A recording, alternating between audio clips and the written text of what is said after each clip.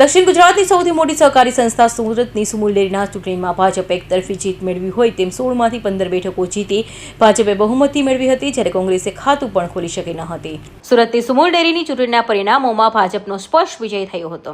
કુલ 16 બેઠકોમાંથી ભાજપ સમર્થિત ઉમેદવારોએ 15 બેઠકો પર જીત મેળવી બહુમતી હાંસલ કરી હતી, જ્યારે એક બેઠક પર અપક્ષ ઉમેદવાર વિજેતા બન્યા છે. કોંગ્રેસ પર આ ચૂંટણીમાં એક પણ બેઠક જીતવાના નિષ્ફળ રહી છે. પરિણામ બાદ ભાજપ સમર્થકોમાં ખુશીનો માહોલ જોવા મળ્યો હતો અને જીતની ઉજવણી કરવામાં આવી હતી. સુમુલ ડેરીના આગામી સંચાલનમાં હવે ભાજપનું પ્રભુત્વ રહેશે. દક્ષિણ ગુજરાતના આદિવાસી સમાજની જીવાદોરી સમાન સુમુલ ડેરી, જે ખૂબ મહત્વની ડેરી છે, એની ચૂંટણી થઈ.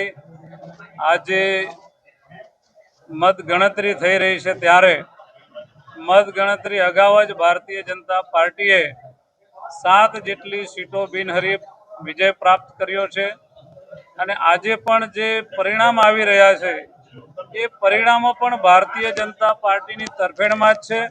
કારણ કે આદરણીય પ્રધાનમંત્રી શ્રી નરેન્દ્રભાઈ મોદી સાહેબ અને આદરણીય ગુજરાતના મુખ્યમંત્રી શ્રી ભૂપેન્દ્રભાઈ પટેલ સાહેબ અને અમારા ભારતીય જનતા પાર્ટીના પ્રદેશ અધ્યક્ષ જગદીશભાઈ વિશ્વકર્મા સાહેબ જે પ્રકારે ગુજરાતમાં અને દેશમાં ખેડૂતો અને પશુપાલકો માટે સરકાર કામ કરી રહી છે ભારતીય જનતા પાર્ટીની, એ જોઈને આજે પણ છેલ્લા 15-20 વર્ષથી ફરી એકવાર પશુપાલકોએ ભારતીય જનતા પાર્ટી ઉપર જ વિશ્વાસ વ્યક્ત કર્યો છે અને ફરીવાર 5 વર્ષ માટે ભારતીય જનતા પાર્ટીને પશુપાલકોની સેવા કરવાની તક આપી છે.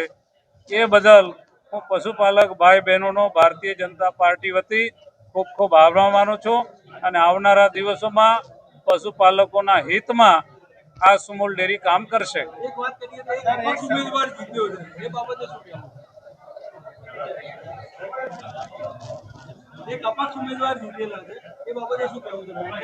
આપણા છતાં બી हमारे 4 seat Bharatiya Janata party seat विजय थया थे. एक सीट दावा કરી લીગલ સીટમાં અમે ભારતીય જનતા પાર્ટીના ઉમેદવાર જીત્યા હતા. આવનારા દિવસોમાં પશુપાલન સીટમાં તમામ ઉમેદવારો એક મિનિટ પૂરી માંડવી બેઠકના ઉમેદવાર મને ભારતીય જનતા પાર્ટી તરફથી ઉમેદવારી કરાવી હતી, તો પ્રથમ ભારતીય જનતા પાર્ટીનો ખૂબ ખૂબ આભારી છું. અને એ સાથે એ ભારતીય જનતા પાર્ટીએ વિશ્વાસ મૂકેલો મારા પર, એટલો વિશ્વાસ મારા મતદારોએ પણ મારા પર મૂક્યો, એ બદલ હું મતદારોનો પણ ખૂબ ખૂબ આભાર માનું છું. અને 129 પૈકી મને 114 મત મળ્યા છે, ફક્ત 15 મત કોંગ્રેસ પ્રેરિત ઉમેદવારને ગયા છે. તો આ ભારતીય જનતા પાર્ટીના મારા મિત્રોને પણ ખૂબ ખૂબ આભાર. આવતા આ મારી ત્રીજી ટર્મ છે, તો જે રીતે 2 ટર્મમાં મેં કામ કરેલું એનો વિશ્વાસ મને મૂકેલો છે, તો હું પણ કોઈ પણ તકલીફ પશુપાલકોને પડશે તો એમની પડખે રહીશ. 3 વખતની ટર્મ શું કામ મહત્વના હતા તો લોકોએ મત આપ્યો?